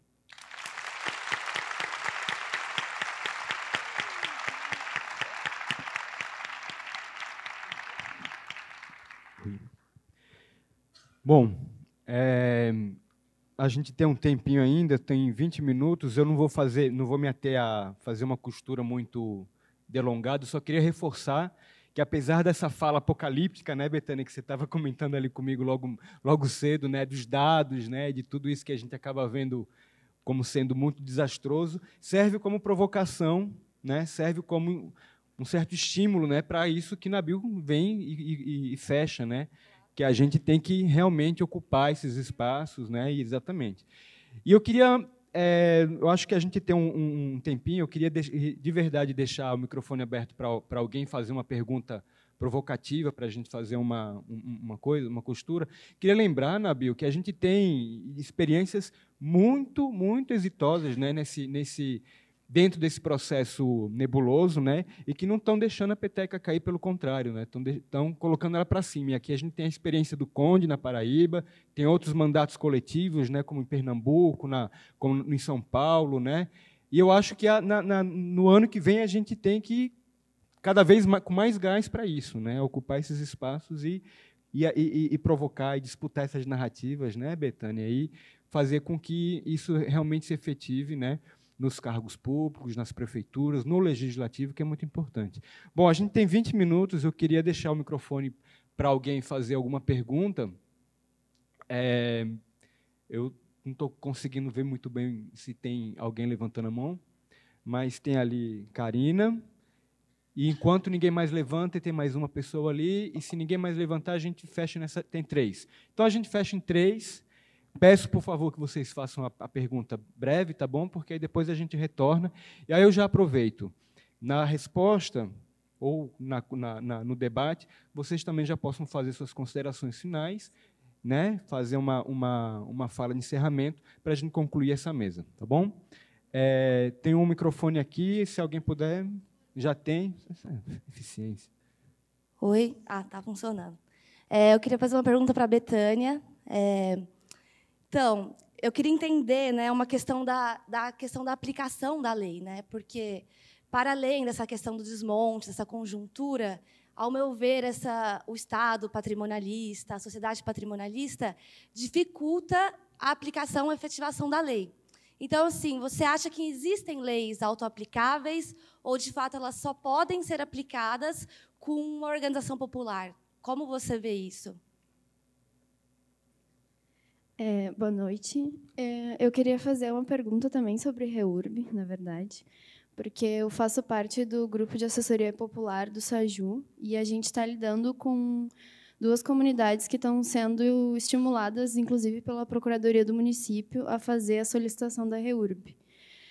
Só que a gente fez uma leitura, assim, tentou se aprofundar na lei e a gente viu que tem, por exemplo, no artigo 21, eles mencionam que se essa lei, a REURB, ela pode ser solicitada mesmo havendo demanda judicial. E a gente entende que, bom, mesmo tendo a reintegração de posse, desde que a gente avise o poder público, a gente pode fazer essa solicitação de REURB. Pode ser uma leitura meio ingênua, mas a gente está tentando, já que essa lei está na mesa, fazer uso desse instrumento, mas, ao mesmo tempo, fica aquela angústia de como é que a gente não cai em contradição, fazendo uso de um instrumento do qual a gente não concorda e mantendo a nossa militância enquanto grupo de formação política junto com essas comunidades. Então, talvez seja uma pergunta que caia muito na área moral, filosófica, mas assim, como proceder, já que está na mesa e é o que a gente está vendo, que a gente tem por enquanto, assim. Obrigada. Oi, boa noite. Meu nome é Bruno, já fui aluno do Nabil. Oi, Nabil, tudo bem? E já li tudo, já li bastante coisa sua, Beth. Minha pergunta veio um pouco de uma inquietação que eu estava tendo no congresso inteiro. E assim, não me odeia, Beth, mas acho que apareceu mais na sua apresentação, de que eu acho que eu senti muito área alguns termos que eu acho muito importante no debate sobre democracia, democracia e a cidade, como, enfim, especulação, gentrificação, e o que já seria problema em si, mas acho que a palavra mais que foi usada amplamente nesse congresso, que eu acho que a gente tem que talvez rever, é a palavra empreendedorismo. Empreendedorismo, deu para ouvir? Foi mal. Porque eu acho, enfim, que, ao meu ver, a gente tem muito que fazer esse elogio do jogo de cintura que rola nas periferias, nas ocupações, favelas do Brasil, do trabalho, enfim, da novidade, do improviso que rola na cultura desses lugares, mas acho que o problema, usar esse termo em si é muito problemático, tanto porque a gente, até na fala da Hermínia, a gente vê como a desigualdade no Brasil é um projeto muito grande, tem um cosmoprojeto, uma grande narrativa de desigualdade que perpassa todos isso. Então, para cada microempreendedor que surge na favela, eu acho que tem, enfim, o interesse de 500 instituições por trás, por isso que ele é perigosíssimo. E também até porque esse estilo de vida a gente está revendo agora. Enfim, teve a Greta, mas nossos povos indígenas gritam isso faz centenas de anos, que esse estilo de vida em si, de querer se tornar um consumidor e de entrar como participante ativo nesse mundo, nessa cidade do capitalismo desenfreado, também é perigoso. Então, enfim, eu só queria saber o que você considera desse termo e se você não acha que ele é um tanto problemático.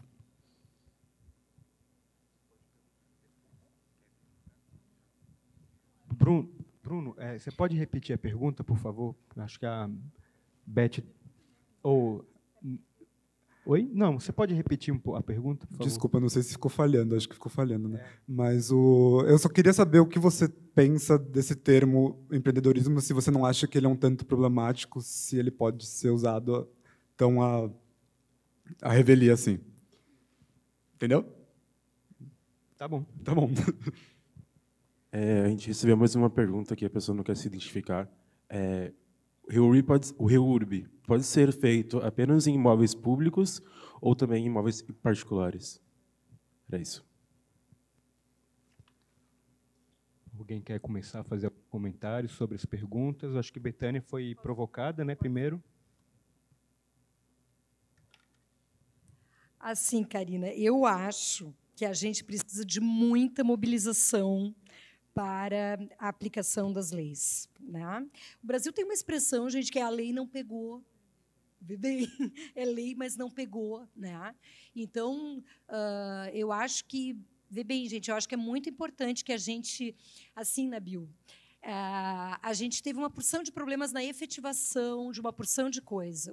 Os próprios instrumentos de combate à retenção especulativa dos imóveis urbanos, São Paulo, né, organizou um departamento da função social da propriedade, notificou uma porção de proprietários, mas, assim, gente, nós temos 5.600 municípios e foram 70 municípios no Brasil que aplicaram esses instrumentos, né? Então, a gente tem uma porção de problema em relação a isso. Só que, assim, gente, nós temos que defender a legislação que nós construímos no período democrático. Porque, senão, Nabil, daí sim nós vamos estar entregando de bandeja, se não tiver resistência e a gente não quiser fazer essa defesa, né? Então, eu entendo, Karina, que precisa de muita mobilização popular para que as leis sejam aplicadas.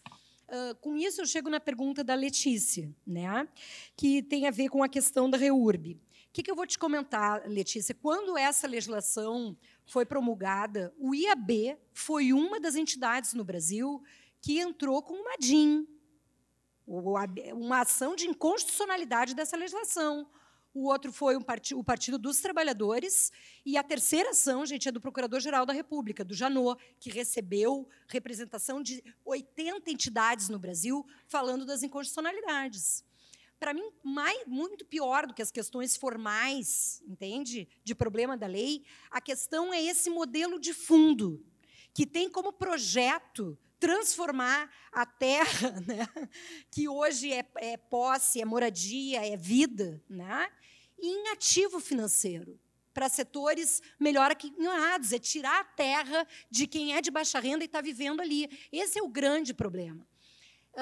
No entanto, eu quero te dizer que eu compreendo o que você está me dizendo e acho que é uma estratégia legítima, porque o Supremo Tribunal Federal deve demorar muito tempo, preocupado, como está com a Vaza Jato, tem outras pautas, né, na frente, para julgar essas ações de inconstitucionalidade. A gente tem ações que estão há mais de 10 anos no Supremo esperando para ser julgadas. Então, se agora esta é a lei... Aqui em Porto Alegre, nós temos favelas, loteamentos que estão sendo regularizados com REURB e que eu trabalhei na regularização na década de 90. Eu comecei. E agora, com a legitimação fundiária, as pessoas têm matrícula. Entende? É uma baita contradição. Mas o fato é que é legítimo usar os instrumentos que estão colocados para tentar, enfim, promover, né, a regularização fundiária. O que eu acho que é muito importante, gente, para vocês que são arquitetos, arquitetas, urbanistas, é que a gente não se esqueça da importância da totalidade, do direito à cidade, de gravar como ZEIS, para que essas populações não sejam expulsas. Porque, senão, gente, nós vamos estar azeitando um processo de entrega desses ativos para, vê bem, gente, para fazer condomínio fechado, em área que, às vezes, está lá, desde a abolição da escravatura, ocupado por população de baixa renda. Isso pode acontecer no Brasil, né? Então, considero que é uma estratégia bastante legítima, né? A REURB pode ser feita em imóveis públicos e privados. A legitimação fundiária pode ser feita em imóveis públicos e privados. Essa é uma das principais inconstitucionalidades da lei. Gente, assim, eu estou terminando, não se preocupe. A REURB, gente, é completamente inconstitucional. Na verdade, assim, por um ato do poder público, eu posso dizer que as pessoas que estão ali são agora as proprietárias, é uma forma originária de aquisição da propriedade. Qual é o problema? Quando é uma vila, super legal, só que assim, gente, não tem limite de área, não tem tempo mínimo. O nome da lei é Lei da Grilagem. Imagina que festa em área pública, um país que tem milhões de hectares de terra devoluta.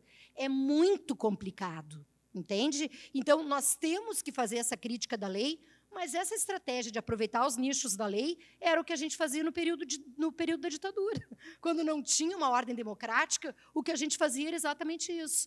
E assim, totalmente para fechar, minhas considerações finais, totalmente de acordo, Nabil, temos que nos mobilizar, não está tudo perdido, e nós vamos resistir bravamente. Uma das formas de resistir é explorar os buraquinhos que a gente tem na legislação. Tá bom? Obrigada, gente.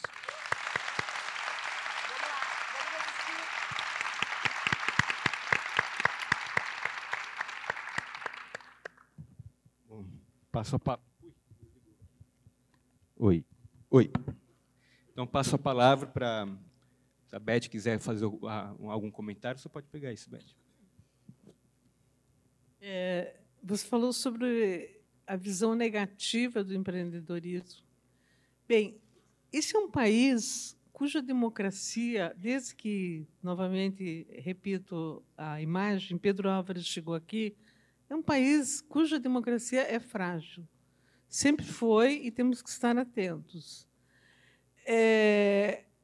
Mas eu acho que nós chegamos num ponto disso, que o Nabil colocou muito bem, que é o século XXI, que os mais pobres eles estão tão de saco cheio de nós, a elite, porque nós somos elite, nós não somos pessoas pobres que de manhã botam o pezinho lá no esgoto, na rua, que eles falaram, eu não quero mais saber do governo, eu vou cuidar da minha vida. O Brasil, hoje, é informal. Na minha opinião, a informalidade tomou conta do Brasil. Essa coisa, temos 13 milhões de desempregados. Não temos 13 milhões de desempregados. A pessoa está na rua vendendo, ela está se virando porque ela encheu. Não há outra expressão. Todo mundo está de saco cheio de um governo, de vários governos que, historicamente, usam as camadas mais pobres da sociedade, numa sociedade que as camadas mais pobres são a maioria, para fazer políticas públicas para ganhar votos. Então, a gente tem vários projetos urbanos e habitacionais cujo fim principal é entregar uma chave uma semana antes de uma eleição para ganhar um voto no município, no Estado e no Brasil.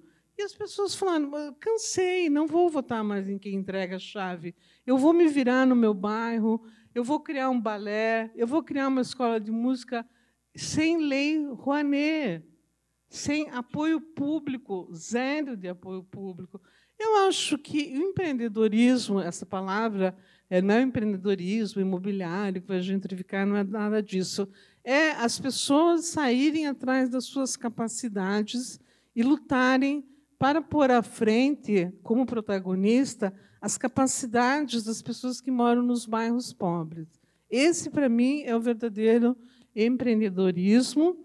Eu acho que é muito importante que ele cresça no país e acho que os arquitetos e urbanistas, e principalmente os jovens, porque a nossa geração já está meio cansada, tem que entrar, como o Nabil diz, a gente tem que brigar, estar sempre alerta, continuar a luta, mas a luta dos jovens vai ser essa. Vocês têm que resolver o problema da questão urbana brasileira, vocês têm que resolver o problema da falta de saneamento no Brasil, vocês têm que ir para os bairros e têm que se virar e achar soluções que não vão estar em financiamentos públicos. Tem que ser criativo, reunir a comunidade, vocês têm que ser empreendedores sociais. Além de serem candidatos a vereador e a prefeito, conforme a sugestão do Nabil, vocês têm que ser empreendedores sociais. A gente fica esperando, será que o governo vai financiar um projeto para o meu escritório? Não, não vai.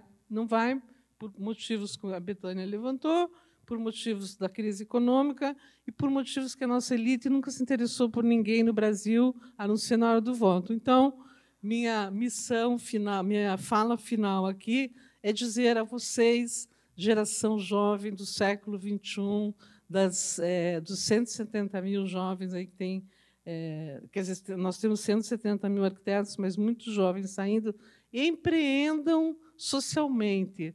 85% da população brasileira está esperando que vocês saiam às ruas, nas praças, nos bairros pobres, para dizer: arquiteto não é profissional de luxo, arquiteto é um pessoal que veio para resolver a situação urbana lamentável, criminosa, não inclusiva, em que esse país vive atualmente, onde metade da população não tem acesso ao saneamento básico. Isso, para quem faz 5 anos do curso de arquitetura, com financiamento público ou com a participação dos recursos públicos, é criminoso e inadmissível. Então, empreendam socialmente, ok?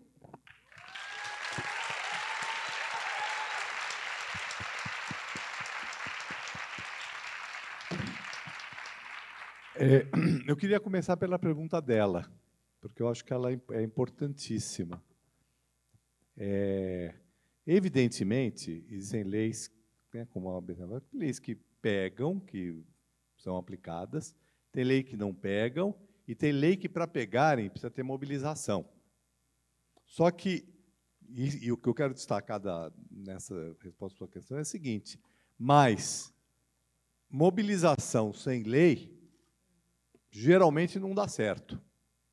Tá?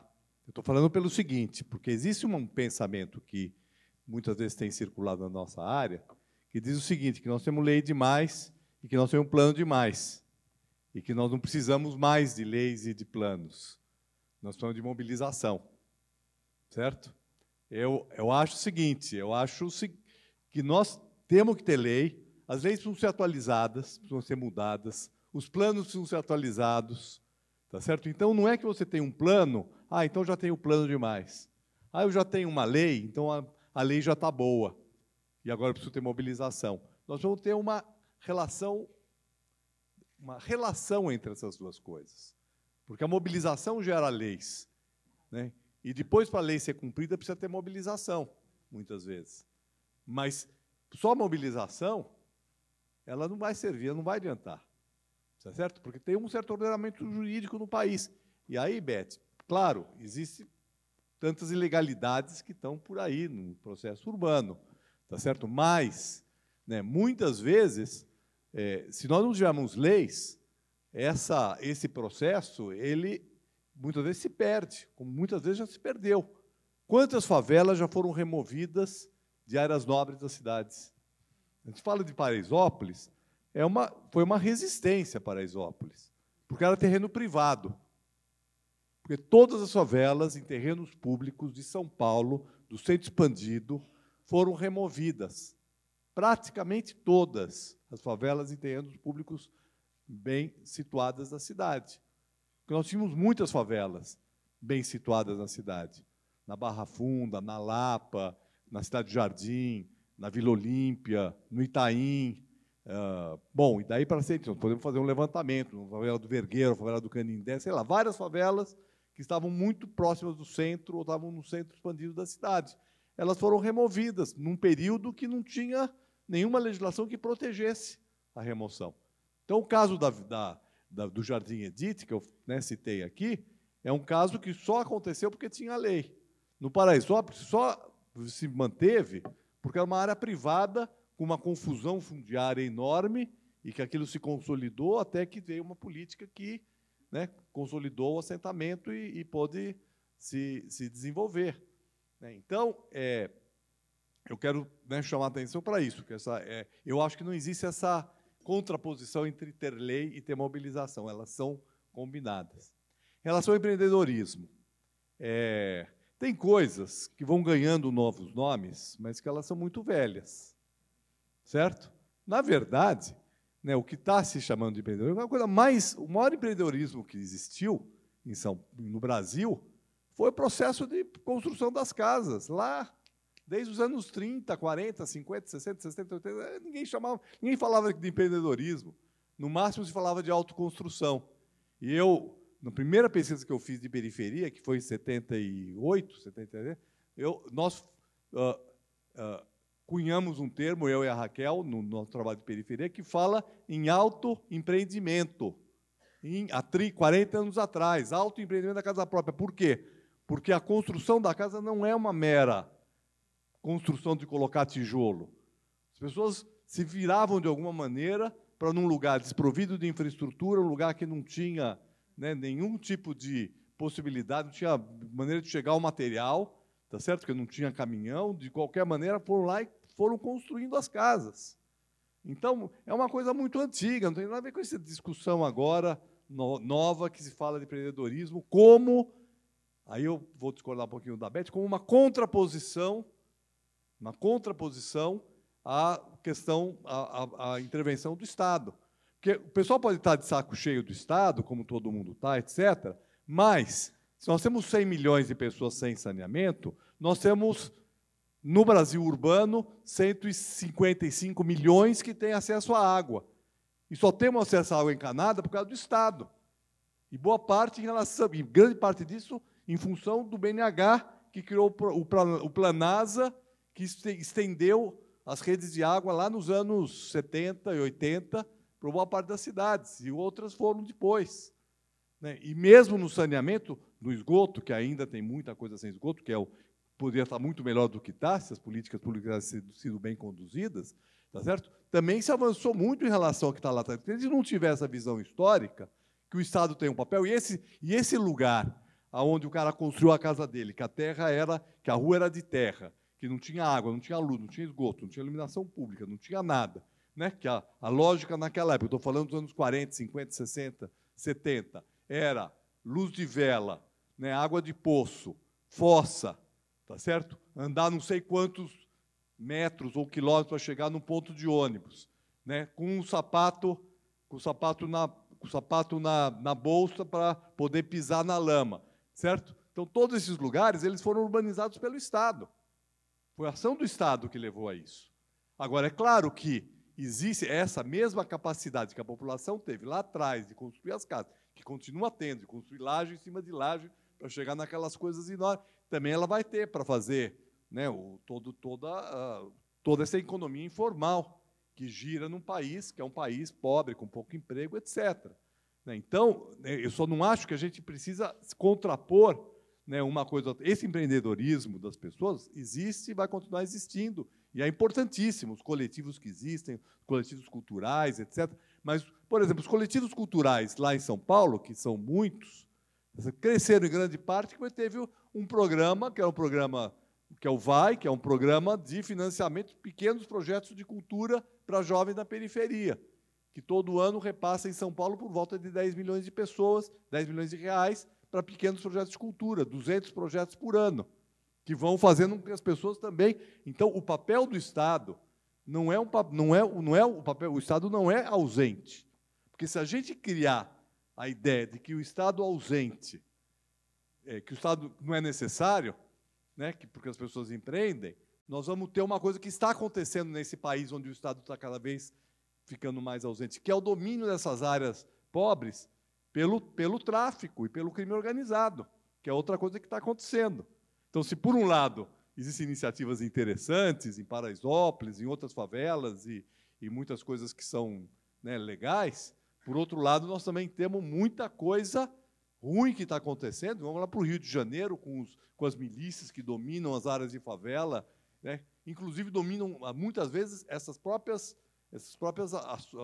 atividades de comércio, né, inclusive entrando agora na questão imobiliária, né, fazendo prédio feito pela própria milícia, muitas vezes tirando as pessoas para ocupar a terra e vender a terra ou alugar, e às vezes empreendendo também imóveis de aluguel dentro da favela. Então, nós temos que ter nós temos hoje uma situação que é grave. Então, eu acho que é importante o empreendedorismo, porque as pessoas sempre empreenderam, e é importante, e elas se viram, e se não fosse isso, nós não tínhamos resolvido o problema da habitação. Quer dizer, não é que não tínhamos resolvido o problema da habitação, a gente teria uma situação de habitação muitíssimo pior do que nós temos, né? Então, é importante, né, empreendedorismo, mas nós não podemos abrir mão do Estado, dos programas públicos, e, senão, a gente simplesmente vai jogar, né, areia nessa visão de que o Estado mínimo é o melhor caminho para resolver o problema, né, os problemas do país, e eu não acho que esse é o caminho, né, que nós temos que fazer. Então, é um pouco essa polêmica, mas é uma boa polêmica para a gente em outro dia, né, Pedro? Então, obrigado, eu queria agradecer o convite. Eu só queria fazer uma menção à Briane, que foi uma grande arquiteta, uma grande companheira que está sendo homenageada por esse... Né, e a última vez que eu tive com ela aqui em Porto Alegre, me ajudou muito, né, como coordenadora do Monumenta aqui de Porto Alegre, a fazer o trabalho que eu fiz, que foi o estudo, né, do livro da pesquisa sobre o monumento. Então, queria deixar aqui, né, a minha palavra em homenagem à Briane. Obrigado.